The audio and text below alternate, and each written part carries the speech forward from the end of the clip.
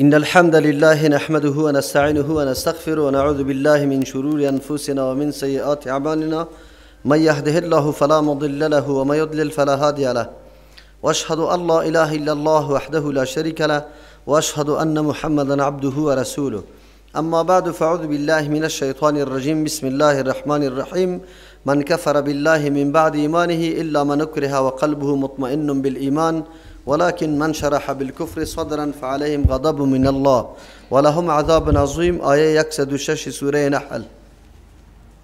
دایات قبلی الله متعال کدام اعتراض یا انتقاد که می کردن که قرآن کلام خودساخته پیغمبر علیه السلام تعلیم داده شده هست، الله متعال جواب از را بیان کرد و بعد از او خاصیت یا صفت مشخصی ای کفار الله بیان میکنه که در ضمن اشاره به بزرگی گناه دروغ میشه که دروغ چقدر گناه بزرگ است، اگرچه این دروغ در مقابل الله متعال و پیغمبر الله است اما مطلق دروغ گناه عظیم است. الله متعال میگه که صفت مشخصی مردم که از خودشان است دروغگویی او را نسبتش به پیغمبر میده. کسانی که عقیده به آخرت داره به الله داره هیچ وقت مرتکب جنایت و جرم نمیشه، گناه نمیکنه. این گناه ها ثمره او مردمایی هستند که چون عقیده نداره که از ما بازخواست میشه و من محاکمه میشم و این جنایت گفته میشه، او مردم ها دست به این طور جنایات و دروغ پردازی میزنه. پیغمبر علیه السلام سر تا پا امین و صادق انسان بود و عقیده به الله و روز آخرت داره، از تمام لحظه عمر خود و تمام کردار و گفتار خود عقیده داره که الله سوال میکنه، پس هیچ وقت دست به دروغ نمیزنه. از او خاطر الله متعال پیش گفته بود که انما یفتر الکذب الذین لا یؤمنون بآیات الله. دروغ ها را کسی جور میکنه که عقیده به آخرت نداره، چون باور نداره که از ما سوال کرده میشه، برای ما مجازات داده میشه، از او خاطر از هر نوع حیله ها و فریبکاری ها کار میگیره و دروغ می جور میکنه. و پیغمبر علیه السلام عزیز منزه و پاک است چون عقیده به آخرت داره. بلکه الله متعال میگه که اگر پیغمبر از جان خود یک سخن جور بکنه به مردم بگویه لقطعنا منه وتین، ما رگ گردنش میبریم، موقع نمیدیم که پیغمبر علیه السلام نعوذ بالله اینطور گپی را بگویه که نسبتش به الله متعال بکنه. به هر ترتیب از این آیت واضح میشه که دروغ دو قسم است. یکی دروغی است که به نسبت الله و پیغمبر الله بسته میشه، این زشترین جنایت و گناه است، به خاطر که سبب دلالت و گمراهی مردم میشه. هر امری که تعلق به خرابی و فساد دین مردم میشه او امر خیلی جنایتش بزرگ است. از او گناه هایی که ضررش تنها برای یک شخص متوجه میشه، از او گناه کرده، این گناه ها خیلی بزرگ است. پس پیغمبر هیچ وقت نمیکنه که نعوذ بالله از جان خود چیزی را نسبت به الله متعال بکنه در حالی که او از طرف الله متعال نباشه. در اینجا الله متعال اونجا حالات مشرکین کسانی بود که اعتراض انتقاد سری پیغمبر داشت، در اینجا الله حالات کسانی را بیان میکنه که یک مرتبه ایمان آورده، برنامه درست اسلام تعلیم یافته، آموخته و بعد از او خب واقعیت های اسلام هم برش واضح شده، لیکن باز هم دین خدا میگذاره و میگرده نعوذ بالله مرتد میشه. نظام مقدس اسلام در مورد او کسی که از اول کافر است تا حالی را ایمان نآورده، کتابش یا سخنش خیلی سخت نیست، بلکه به لهجه نرم امروز سخن میگه. اما زمانی که یک کسی ایمان آورد و بعد از او مرتد میشه، صاحب مقدس اسلام ترک میکنه، در مورد ازی بسیار شدت و سختی اختیار شده. از امو خاطر از پیغمبر علیه السلام میفرمه من بدل دینه فاقتلوه، کسی که دین خود تغییر میده شما قتل کنیش. جزای مرتد بعد از شبهه برای کشیدنش حتما قتل است، ایرا موقع برش داده نمیشه. علت چیسته؟ علت ایسته که آدم آمد معلومات کافی در مورد اسلام برش حاصل شد، برنامه تعلیماتی و تربیتی اسلام آموخته و دید ارزش ها و افتخارات اسلام، لیکن باز هم ایرا ترک میکنه، به دین منحط و مزخرف و ذلیل باز میگرده که هر دینی باشه، هر نظامی باشه، چی یهودیت و نصرانیت باشه و چی ادیان دیگری باشه، در حقیقت بسیار توهین و تحقیر در این نظام کرده. این دروازه را باز میکنه برای ملحدین زیاد. این آدم خوب فهمیده آدم بوده، چطور بازگشته به او دین منحط و دین پست، این دین با ارزش اعلام میکنه. خیر او مردمایی که تا آلی را عقلش پخته نشده، معلومات دینش پخته نشده، او مردم بسیار در شک و تردد می باشه، دروازه برشان باز میشه. از او خاطر است در نظام اسلام برای ارتداد بسیار سخت حکم چه مقرر شده که باید از کشته شود. در حدیث دیگه که پیغمبر علیه السلام میگه که هیچ چیز لا يحل دم امرئ مسلم الا من ثلاث، حلال نیست خون یک شخص مسلمان مگر از سه وجه. یک وجهش نمیسته که کسی التارک لدینه المفارق للجماعه، کسی که ترک کننده دین خود است و اعلا کننده جماعت است. از او خاطر این آدم سخت باید جزا داده شود. علتش است که توهین و تحقیر میکنه، بسته یک نظام در یک امت داخل شده و بعد از او کل امت تحقیر میکنه، میره و به دین دیگره. البته این قانون تنها برای اسلام خاص نیست، امی دنیای کفر هم که داد از حقوق بشر میزنه و امی حکم اسلام نعوذ بالله ظلم بالای آزادی رأی میدانه و میگن که سیکو آزادی رأی برایش موجود نیسته. در بین خودشان هم امی گپاست. شما ببینید و تنها نه در مورد نظام و دین خود، در مورد حکومت‌های پوشالی و خودساختهشان اگر کسی ادناترین خیانت در بخش سیاسی انجام بده باز ماندنیش نیسته، او را قطعا یا حبس ابد میکنه یا از بین میبره، اعدام میکنه. خودشان حتی برای حفاظت امو کیان یا قلعه حکومتی خود امی قدر قانونای سخت وضع کرده که نمیگذاره شه. آیا یک نظامی که او حقانیتش مکمل مستدل شده باشه، با دلایل ثابت شده باشه، او را کسی میگذاره و بعد از او اگر او قتل میشه، این نعوذ بالله چیسته؟ حریت شخصی یک انسان گرفتن است. اینطور میگه که یا شما حریت شخصیش گرفته، این گپ غلط است. چرا؟ به خاطر که مطالعه عمیق کرده، اسلام ارزش‌هایش فهمیده. یکی آدمی است که از اول نمیدان از اسلام، در مورد از حکم اسلام بسیار آسان و نرمگیر است، اما در این طور موارد بسیار سخت است.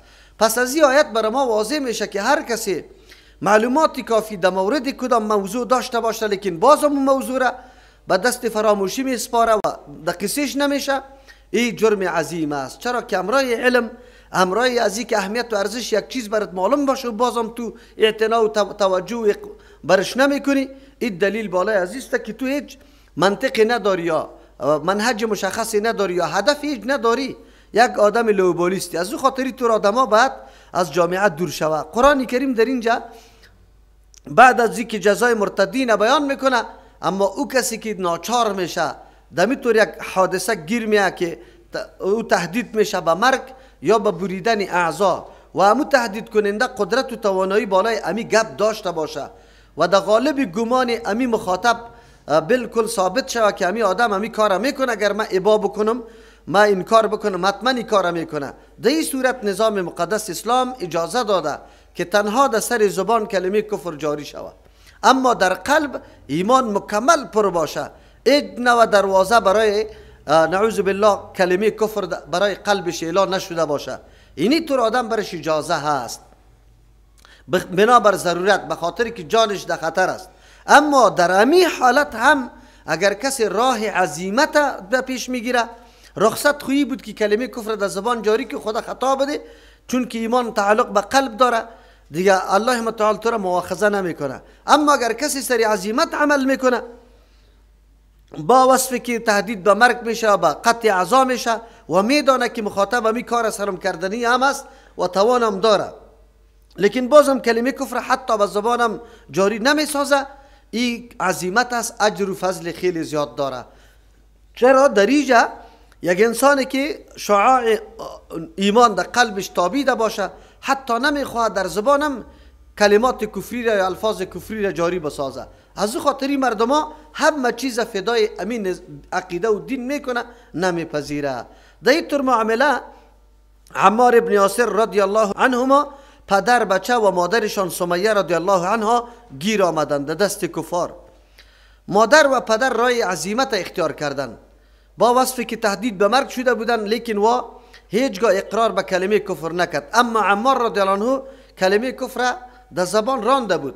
زمانی که از دست کفار خلاص شد و پیش پیامبر صلی الله علیه و سلم آمد بسیار وار خطا و خیلی مضطرب و پریشان شده بود. چرا فکر میکرد که ما تلفظ به کفر کردیم و همه بود و نابودی ما که در اسلام کرده بودم کلش از بین رفته. بسیار وار خطا پیش پیامبر علیه السلام آمد. الله متعال این آیات را روان کرد که نه، کسی که در زبان تلفظ بکنه اما قلبش مطمئن به ایمان باشه، ایمانش به جا هست و تمام اعمالش از بین نرفته. اما یاسر و سمیه رضی الله عنهما، زن و شوهر، یا توسط کفار شهید میشه. از دو خاطر اولین شهدای اسلام امیم اردو هستند که سمیه رضی الله عنها با شترا بسته میشه، پاش میشه نعوذ بالله اعضایش، اما تسلیم به این نمیشه که حتی تلفظ به کلمه کفر بکنه. الله متعال اجازه را داره. الحمدلله اگر ما و شما بگیم که طور مردم هم عالی پیدا میشه، بالکل پیدا میشه. با تاسف است که در بعضی محاکم ظالمای ممالک نعوذ بالله که همیشه غلام کفار باقی مانده، در زندانایشان امی گپا مکمل جاری است. در اونجا به قاضی صراحتا نفر میگه که مرا زندان کو، اینی هدفم است، اینی مقصدم است و تو اینی طور هستی. این گپ مکمل برش میگه، یعنی هیچ نوع هراسی از مرگ و قتل خود نداره. انواع تعذیبا برش داده میشه اما قلبش مطمئن به ایمان است. الله این حالت در اینجا بیان میکنه: من کفر بالله من بعد ایمانی، کسی که انکار میکنه به توحید الله، یکتا پرستی الله را نمیپذیره، من بعد ایمانی، پس از ایمان آوردنش اقرار اعتراف کرده یک مرتبه الله را پذیرفته، الا من اکره و قلبه مطمئن بالایمان، مگر او کسی که زور کرده شوه، یعنی چی؟ او کسی که سرش جبر کرده شوه و قلبه مطمئن، و همین جبرم یا زور هم زوری باشه که یقینا او آدم قدرت داشته باشه بالای زور و ایم غالب گمانش است که حتما یا به مرگ یا یکی از اعضایش قطع میکنه. و قلبه مطمئن بالایمان، دلش بالکل آرام به ایمان باشه، البته کلمه کفر در قلب خود جا نداده باشه. ولکن من شرح بالکفر، بله، لیکن کسی که میگوشاید بالکفر، سینه خود برای کفر، صدرن سینه خود برای کفر میگوشاید، دروازه قلب خود اعلام میکنه که کفر داخل شوه، فعليهم غضب من الله، بالای از غضب از جانب الله متعال است. دیگه صحابه کرام، بلال رضی الله عنه میتبر تعذیب میشد، خباب ابن عرط رضی الله عنه، صهیب رومی رضی الله عنه، کلشان نمیتور حالات را دیده. فعليهم غضب من الله، بالایشان غضب از جانب الله متعال است، ولهم عذاب عظیم، برای از عذاب دردناک است. چون در آیت قرآن کریم غضب الله و عذاب ذکر شده، یک تعداد کسایی که خادمین غرب است همیشه تلاش کرده که راه گریز به امچو جنایتا باز بگذاره و نعوذ بالله یک دلیلی برای از پیدا بکنه. میگفتن مرتد در اسلام حکمش قتل نیست، در حالی که حدیث بخاری شریف است. در اینجا الله متعال وقتی کسی مورد غضب الله قرار میگیره، در آخرت عذاب علیم برش است. غضب الله در دنیاست، از همون خاطر هیچگاه یا زندگی خیر قطعا دیده نمیتونه، چرا که الله متعال سرش غضب میکنه. اما این گپ قاعده است که تنها کلی مسائل در قرآن ذکر نمیشه، بلکه در حدیث هم است. مسئله رجم، کسی که در حالت ازی که تویدار باشه و زنا بکنه، در قرآن کریم ذکر نشده، اما توسط احادیث ثابت شده. برای ما رسیده که اینمی حکم در زمان پیغمبر علیه السلام اجرا میشد. اینمی قسم مرتد هم در زمان خلفای راشدین امی حکم سرشان اجرا میشد. حالی اگر کسی میخیزه برای خوش کردن کفار تلاش میکنه که بگوید که نه مرتد جزایش قتل نیست، این گپ غلط است، خلاف تمام اصول اسلام است. این گپای طور مردم پذیرفته نمیشه. در افغانستان ما و شما یک تعداد از مردمای نعوذ بالله فرفته غرب و غلام غربی که سالا برای خوش کردن از وا سعی و تلاش کرده، همینطور یک گپ در مورد زبان خود قرار گرفته بود، در تلویزیون و در اخبار و در گپام تا بالا شد. خو لیکن الحمدلله ملت افغانستان یقینا غیرتی ملت است، مؤمن واقعی است، کسی را نمیگذاره که طور علنا اظهار ایمان خود در راه غلط بکنه، بازیا او را بگذاره شه، باز انشالله راه جهنم میکنه شه. از همون خاطر است یکی از جمله خوبی های ملت امیست که غیرتی است، سری دین غیرت میکنه، دین میفهمه نمیفهمه او جدا موضوع است. روسا که حمله کرد، بسیار مردمایی که جهاد کرد، یقین باور بکو اگر کلمه را یاد میداشت که کلمه مقصدش چی است، اما جهاد کردن. اینمی خوی و خاصیت خیلی خوب در بین این ملت است. خب شرط است که دعوتگرای باشه که ملت توجیه کنه، از اینمی انرژی و قوت و غیرت همین ملت استفاده در راه الله و رسول الله شوه، وگرنه این ملت غیرتی ملت است. خو نرسید دین برش، اگر برسد دین برش باز یقینا که در میدان شهامت و غیرت بالکل شیر و رستات میشه، هر قدر فشار سرش میه تسلیم نمیشه. الحمدلله. خو افسوس است که دین، فهم دین در اینجا خیلی کم است، او قدر معلومات کافی در مورد دین نداره. اگر معلومات کافی در دین زیاد شوه باز میبینی که چقدر مردم آماده به جهاد واقعی هستند، به مبارزه هستند، به دعوت هستند کلگیشان تا که درک بکنه. قرآن کریم از او خاطر جا الله متعال میگه که کسی که راه دین اعلام میکنه، دین ترک میکنه، یک دفعه ایمان آورده و ایمان واقعیتایش برش معلوم شده، اینطور مردم ها غضب الله در دنیا بالایشان است، در آخرت عذاب علیم است. در دنیا خود شاید از چنگ مردم خود خلاص بکنه، اما یک نفر به نام عبدالرحمن چی شده بود؟ نه نصرانی شده بود، خود فرار داد. شاید مال و متاع دنیا خیلی برش حاصل شد، اما همین بسش است که بیچاره پس در افغانستان ولی روی هم گشتانده نمیتونه. تمام عمر دیگه از افغانستان نه بلکه در ممالک اسلامی دیگه هم نخواد پای خود گذاشته بتونه از ترس. یا سلمان رشدی که در اونجا کتاب علیه مادر مومنه عایشه صدیقه رضی الله عنها نوشته کرده بود. شما میبینید که حتی مردمایی که خود دین نداره علیهش فتوا صادر میکنه و غیرت میکنه. ذلك بانهم استحبوا الحیات الدنیا علی الاخره. چرا مرتد میشه؟ دین اعلام میکنه. اسباب اعلام کردن دین همیشه مال و متاع دنیا و محبت مادیات دنیا است. اکثر مردم ها که بی دین و بی ایمان میشه از دست محبت دنیا میشه. ما و شما با چشم سر مشاهده میکنیم در ممالک اسلامی اکثر با حکومت های طاغوت که جا داده شده، به می خاطر جا داده شده که هر کس یا قدرت خوش کرده یا مال متاع دنیا را خوش کرده، از او خاطر خود تسلیم طاغوت های جهان کرده. الله رحم بکنه. این بسیار فتنه بزرگ است و بسیار مردم است که با وصف نماز میخونه لیکن کافر است، چرا که ایمان خود نقص کرده. دوستی با کفار، همکاری با کفار که تمام قانون و منهج ازوارم تو خوب بدانی، این کفر است. خصوصا که نعوذ بالله این عقیده را داشته باشی که امنیت و ترقی مردم در دموکراسی است نه در قانون اسلام. اگر این عقیده را هر کسی در هر جای داشته باشه کافر است، دین خود نقص کرده، بی ایمان است، نکاحش قطع شده، اعمالش مکمل برباد شده. چرا؟ به خاطر که شما نواقض ایمان کتابش خوانده. یکی از جمله نواقض ایمانی نمیسته دوستی با کفار. مراد از دوستی امو دوستی که رسم و رواج و عنعنات ازوره خوب میدانی بالای اسلام، قوانین ازوره سبب برتری و بهتری میدانی بالای قوانین اسلام. الله متعال در اینجا بیان میکنه که وجهش این نمیسته که مردم زندگی دنیا را اختیار میکنه. ذالک بانهم ارتداد از دین اسلام، از ارزش‌های اسلامی را غافل شده و طرف رفته.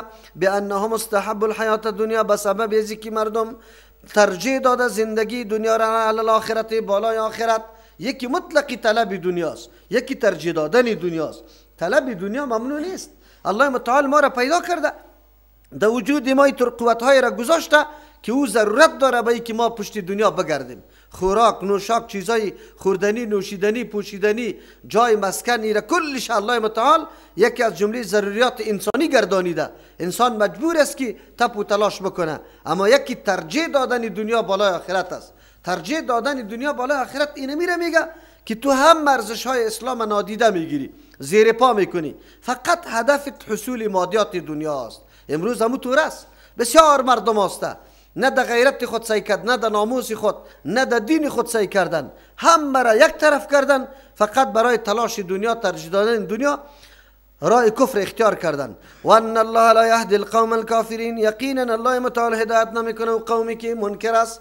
اینطور مردم که یک دفعه در اسلام آمده، در اسلام آمدن دلیل با این میشه که روز به روز این پخته شوه، روز به روز ارزش اسلام در قلبش جا بگیره. اما این مردم خود منکر است. به خاطر محبت دنیا ارزش اسلام را ترک میکنه، که ترک میکنه خودش اختیار میکنه راه گمراهی را. الله متعال بازی طور مردم هدایت نمیکنه، هدایت به کسی میکنه که خود محتاج اسلام فکر میکنه و ارزش اسلام پیشش قدر و قیمت داره، او طور مردم را الله متعال هدایت میکنه. اولئک الذین طبع الله على قلوبهم و سمعهم و ابصارهم، این مردمایی هستند که مهر نهاد الله متعال بالای قلبایشان و بالای قوتهای شنیدنیشان و ابصارهم قوتهای بینششان. و اولئک هم الغافلون، این مردم غافل است، بیخبر از اینکه چی هدف داریم در دنیا، محض نعوذ بالله فریب خوردن که دنیا اصل مقصد زندگی ماست، با خاطر اینمی عیش و عشرت آمدیم. اینطور مردم راه دین خود اعلام میکنه، تسلیم به اینمی خواهشات نفسانی و زرق و برق دنیا میشه. با تاسف امروز حالات مردم ما خیلی ناگوار است، چرا کلگی تسلیم اینمی زرق و برق دنیا شده و ارزش های اسلام قطعا در نظر نگرفت. الله رحم بکنه. یک دوم، در اینجا الله متعال میفرماید که مردمایی هستند که الله مهر نهاده. الله چه رقم مهر نهاده؟ الله میفرماید که ما برای اسباب و وسایل بصیرت و آگاهی را برش دادیم، اسبابی که توسط از او تأمل بکنه و فرق گذاشته بتانه در بین اسباب آخرت و دنیا، در بین ارزش آخرت و دنیا، و همچنان موازنه بکنه در بین نظام ها و ادیان که کدام دین خیلی پایه های استوار و محکم داره و انسان یقینا در درجه که الله خواسته رسانده میتونه. بعد این آدم تأمل میکرد، چرا اینمی وسایل استفاده برای معلومات است که گوش است و چشم است و قلب است که محل تفکر است. اما این مردم ها از اینمی امکاناتی که الله داده بود استفاده نکرد. تو گویی که هیچ این چیزا را نداره، چون یا اینمی امکانات خود در راه غلط گذاشتن، در سرحد رسید که دیگه مکمل مسدود شد، مور و لاک شد. حالی دیگه راه دیگری برای از یا نیست که باز بگردن طرف دین. تا وقتی که انسان در این مرحله نرسیده باشه احتمال بازگشت است، اما وقتی انسان قدر پخته شود در گمراهی خود، دیگه اونمو اسباب و وسایل بیکار میشه، دیگه اثر نمی داشته باشه تا که تو از او استفاده درست بکنی. الله متعال اشاره به این میکنه که در وجود انسان این قوت بسیار قوتهای مهم است و بعد انسان از این استفاده درست بکنه. انسان همینطور نباشه که کرکرانه حرکت بکنه. الله بصیرت برش داده، چشم برش داده، راه ها را ببینه، گپا را بشنوه، تأمل و تحلیل بکنه، گپا را بعد از او حرکت بکنه.